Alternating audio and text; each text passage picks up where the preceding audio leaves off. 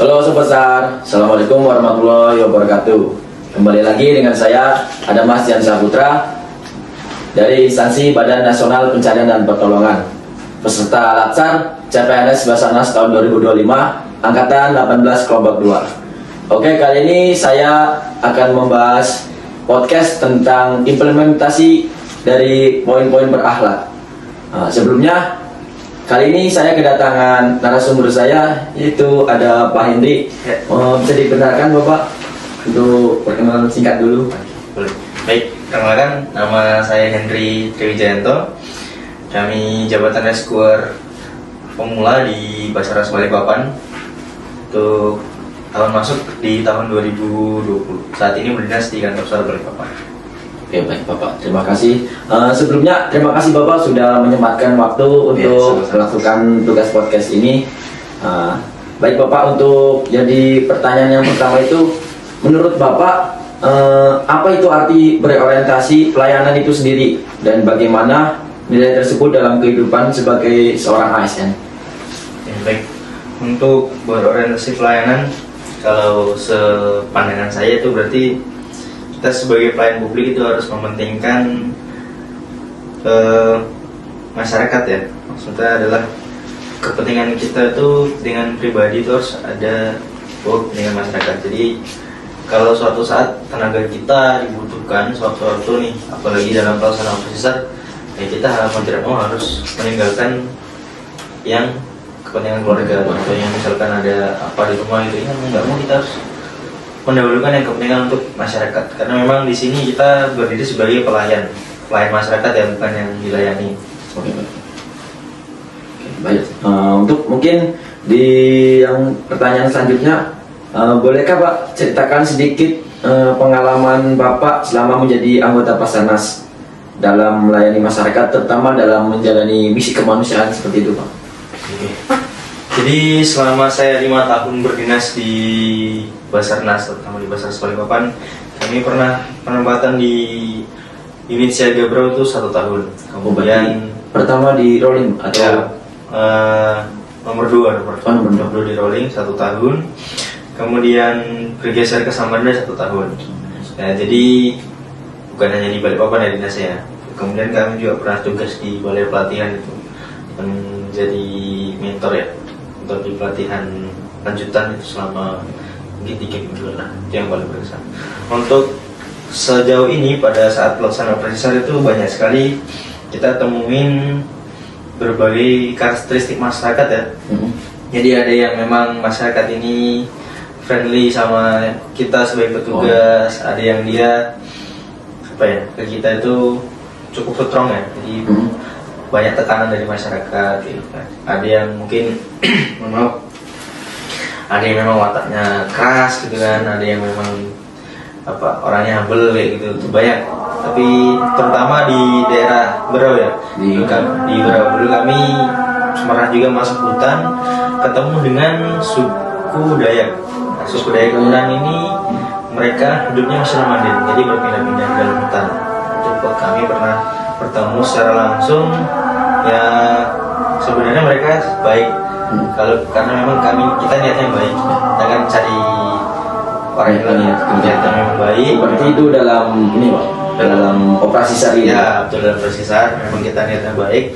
Ketemu dengan teman warga dari dalam itu, ya kita sekalian bertanya lah, ini karakteristik hutannya bagaimana, biasanya kalau misalkan ada orang hilang itu seperti apa, atau spot-spot mereka kalau misalkan kondisi darurat itu, contohnya sumber makanan itu di mana, sumber air di mana gitu. Nah, itu jadi referensi kita pada saat melakukan pencarian seperti itu.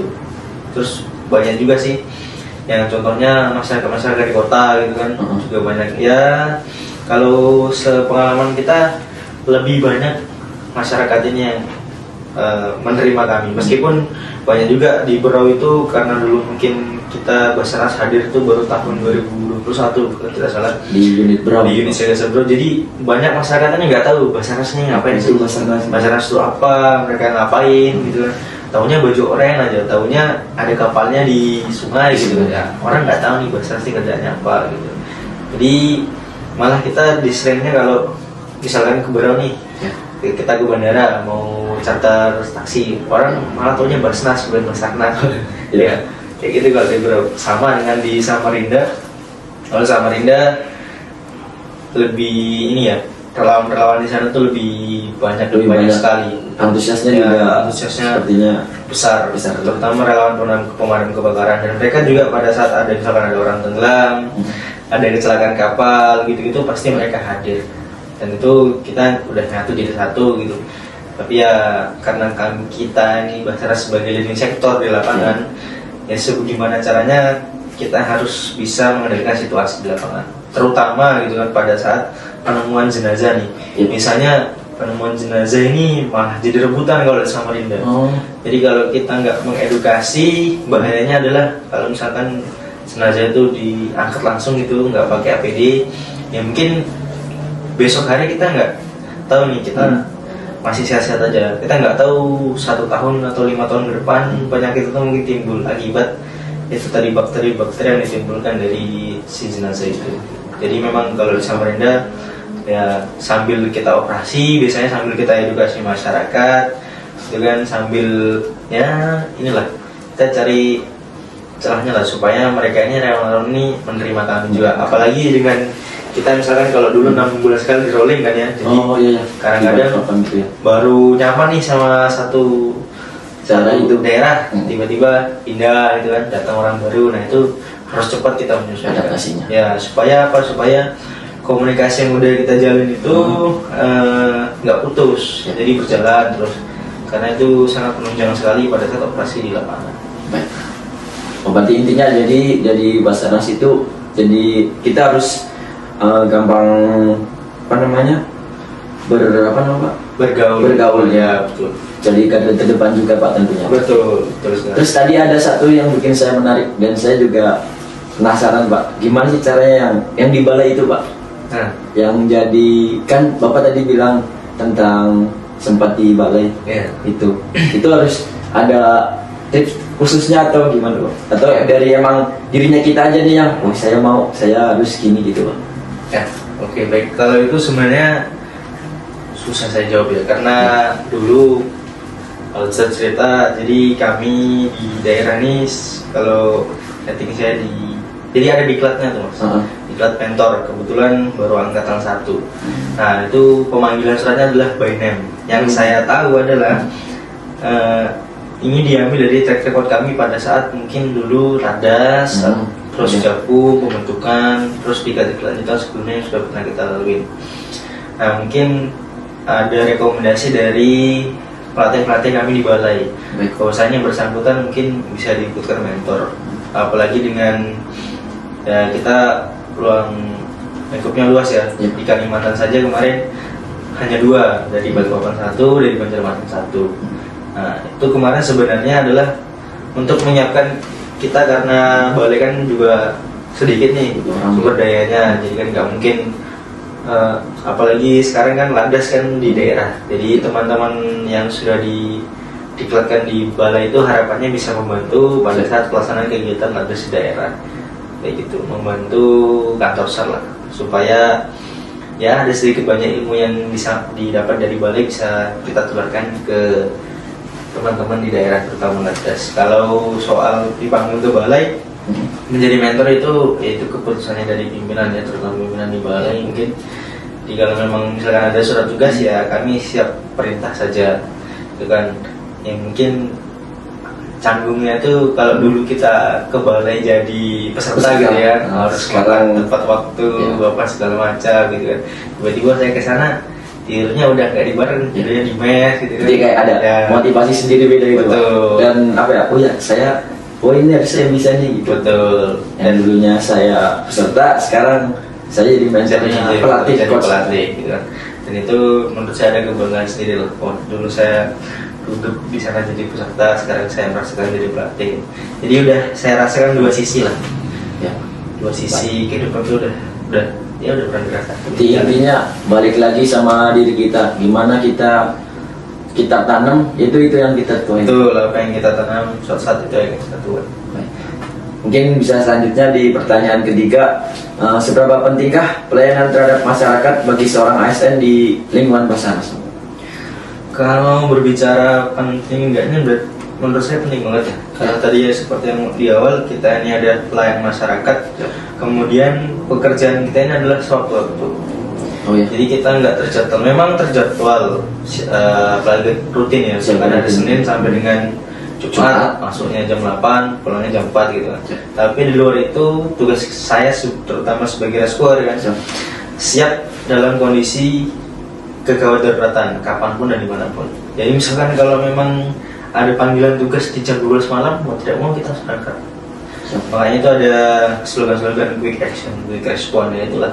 Jadi harus peduli gitu kan, tidak peduli gitu kan. Nah itu betul. Nah itu memang itu yang harus kita terapkan dalam kehidupan sehari-hari. Jadi bukan hanya sekedar moto, tapi memang betul-betul harus kita amalkan dalam hati lah. Saya harus quick action, quick response, harus respon cepat, aksi cepat gitu kan, jeli dan peduli. Karena apa? Karena ini menyangkut nyawa manusia lah, nyawanya orang. Jadi kita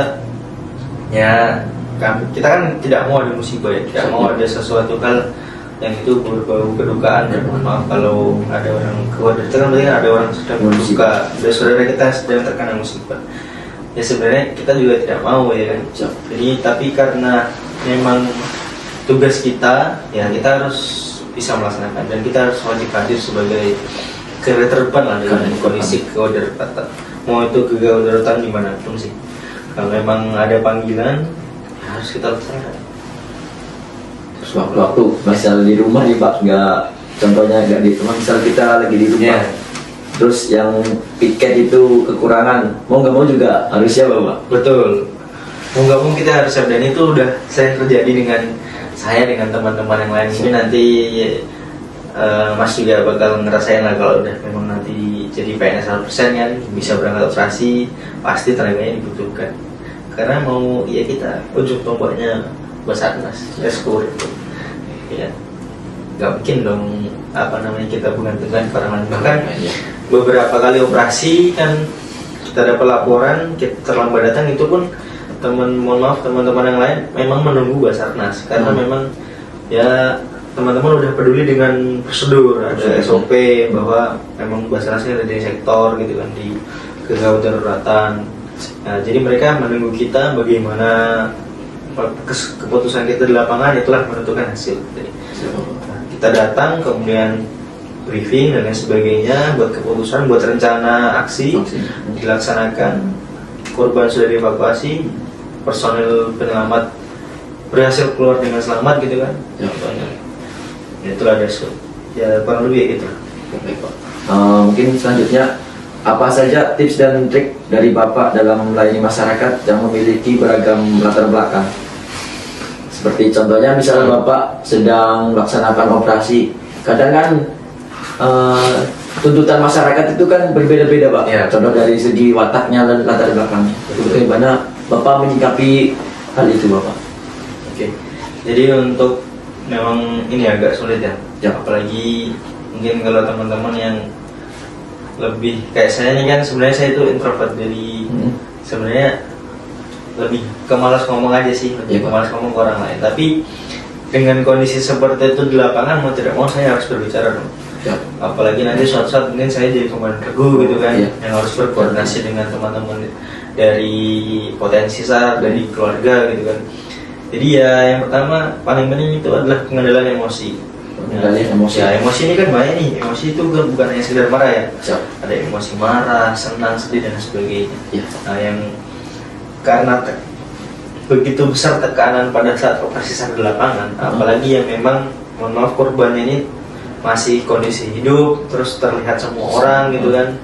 Dan di situ kondisinya pasti crowded ya. Semua orang pengen cepat-cepat berharap cepat ditemukan, cepat diselamatkan gitu kan. Namun kita ada prosedur-prosedur yang memang utamanya adalah si penolong ini harus selamat dulu sebelum korban juga. Nah mungkin yang hal-hal yang seperti itu yang di mata masyarakat itu mungkin, ini kenapa sih kok Basarnas lama banget padahal tinggal gini aja gitu kan. Ya memang tidak semudah membalikan telapak tangan. Kita punya prosedur, kita punya prioritas penyelamatan gitu kan. Jangan sampai nanti kita mau menolong malah kita yang ditolong gitu kan.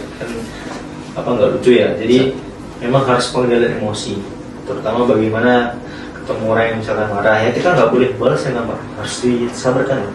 Maka emosi harus sabar, tenang gitu kan, harus ya kalem lah gimana caranya, meskipun kamu kemarahan kan ya harus kalem aja, tenang gitu kan, belajar ngomong Pak tenang Pak ya gitu ya, kasih empati lah Mas. Pasti kita kondisinya, saya yakin dan saya pernah mengalami, kalau kondisi seperti itu saya pasti ikut berlebih Ya.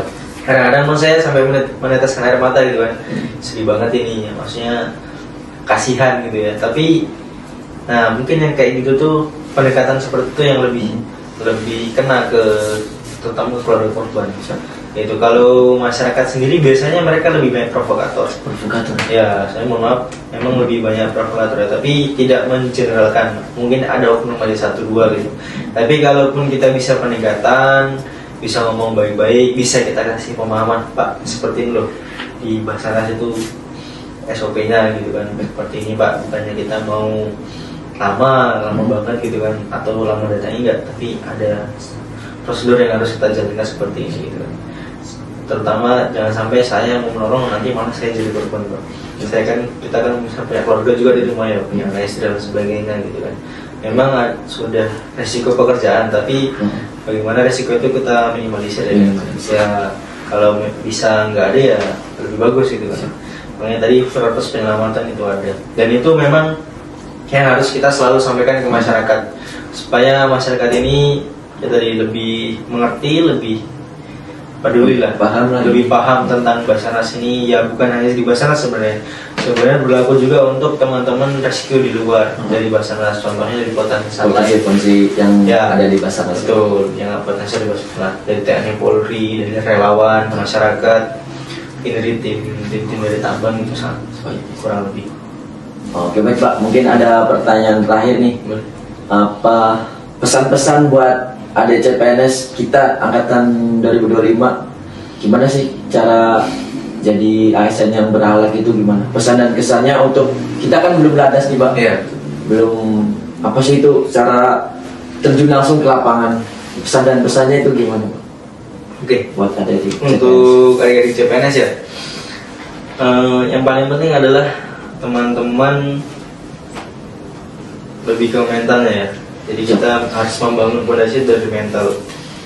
Kita harus kuatkan dulu mental ya, banyak caranya. Bisa dengan latihan fisik itu kan, dengan latihan fisik yang secara terus menerus diulang-ulang itu kan bakal bosan tuh. Ya. Nah kalau misalnya kita berhenti di tengah jalan berarti menyerah ya kan, mentalnya menyerah. Kalau misalnya kita bertahan sampai akhir berarti mental kita jadi gitu. Nah, itu kalau misalkan kita latihan fisik. Pun dengan misalkan nanti pada saat landas itu jadwalnya padat ya, kegiatannya banyak gitu kan ya, teman-teman harus udah siap siap dengan fisiknya, mentalnya gitu loh. Harus pintar memanajemen waktu. Kalau misalkan hanya dikasih waktu 30 menit untuk misalkan mandi ganti pakaian, ya bagaimana caranya? Jadi harus solutif, harus cari cara masing-masing yang itu menguntungkan untuk teman-teman. Ya jangan pengennya disuapin terus. Jadi kalau misalkan dikasih problem gitu kan, ya kita harus cari solusinya gitu. Jangan dilemparkan kembali problemnya. Usaha dulu ya. Yang paling penting itu kita ada usaha. Sebenarnya yang dinilai itu kalau dari saya adalah usahanya. Hasil akhir itu bonus. Kita lihat dulu, kalau memang tidak ada usahanya ya berarti kan nggak ada hasil akhirnya. Tapi kalau udah ada usahanya, nah, mau hasil akhirnya bagaimanapun, tapi usahanya ini yang sebenarnya menentukan. Kayak gitu. Kemudian untuk adik-adik CPNS juga perjalanan masih panjang ya, masih banyak yang harus dikerjakan, dilaksanakan, terutama dengan pekerjaan intens seperti ini ya.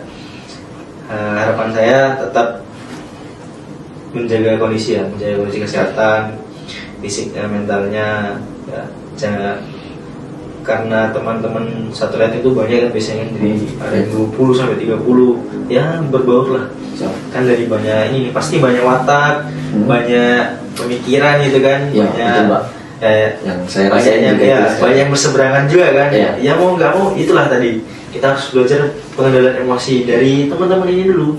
Kalau udah di dalam udah pengendalian emosinya udah bagus, saya yakin pada saat nanti keluar prosesor gitu di lapangan ketemu masyarakat nggak kaget, terus tahu cara ngatasinnya. Jadi dimulai dari hal-hal kecil dulu. Betul. Di lingkup setting kita Ini minimal dulu. pentingnya dulu ya kan, banyak itu kan, banyak kepala, banyak pemikiran, pasti ada aja masalahnya. Nanti kalau udah bisa di ratingnya, pasti saya yakin pada saat kita operasi di lapangan Aplikasian di lapangannya pasti lebih mudah. Bukan nggak bisa ya, tapi saya yakin lebih mudah udah mulai terbiasa ya, belajar karena gitu, kita Pak. udah tahu nih, oh ini solusinya kalau ada orang seperti ini, begini solusinya, seperti itu. Kemudian yang terakhir adalah tetap semangat ya, Siap. belajarnya ditingkatkan, terutama jangan terlena ya. Meskipun Siap. saya saja dengan 5 tahun ini, terutama pelajaran-pelajaran SAR yang terkait SAR ya, contohnya pertolongan pertama, terus pertolongan di permukaan air, gunung hutan, terus pertolongan di ketinggian, itu kan yang dasar kan ada 4 tuh. Nah itu harus dipelajarin terus. Ya minimal 1 hari bisa meluangkan waktu untuk membaca atau mempraktekkan sesuatu yang kecil aja. Ya gitu, atau menonton video-video tutorial gitu bisa. Tuh yang penting kita ada belajarnya. Dengan kesibukan itu, kewajiban kita tuh yang utama belajar, karena ilmu itu kan terus berkembang. Siap. Ya nggak bisa kita ini tahun 2024 nih gini, nanti pada saat tahun 2030 nggak mungkin dong sama dengan 2024. Sesuai dengan poin Ya. adaptif ya Pak. Iya betul, adaptif. Pasti ada perkembangan, entah itu dari tekniknya Ya. atau dari peralatannya, pasti ada perkembangan, dan itu harus kita pelajari supaya kita tidak ketinggalan ya. Apalagi nanti pada saat mungkin prosesor di lapangan, ini ada alat yang nggak pernah kita lihat, bingung nanti cara Siap. pakainya. Padahal itu alat ada dan kita aja nggak tahu ya kan cara makainya. Kurang lebih gitu sih. Kemudian apa ya terakhir? Paling terakhir nih kayaknya. Siap. Paling terakhir itu jangan puas ya. Hah? Kita nggak boleh puas sama yang sudah kita dapat sekarang. Iya Pak. Terus yang paling penting harus rendah hati, lapang dada. Terus mau apapun kegiatan kita harus rendah hati. Mau dapat pujian, mau dapat makian, cacian, tetap kita harus legowo Ya. bahasa Jawanya itu ya. Terima ya, Pak. Ya harus Bahasa terima. Inggrisnya terima. Terima aja gitu kan. Memang itu jadi pembelajaran lah buat kita. Siap. Karena saya udah sering ya, saya bisa ngomong gini karena saya udah beberapa kali merasakan kan. Ya harus diterima aja. Mungkin memang saya yang salah atau saya yang kurang kurang peduli dengan hal seperti ini kan, makanya terjadi sesuatu kan. Ya. Kurang Oke baik Pak. Terima kasih podcast untuk hari ini Bapak. Terima kasih sudah meluangkan waktunya. Ya. Semoga dengan adanya podcast ini menjadi inspirasi buat kita, terutama buat CPNS kita yang baru, dan buat kita kedepannya nanti itu di masyarakat gimana. Terima kasih Pak Hendri atas waktunya. Selamat malam Pak.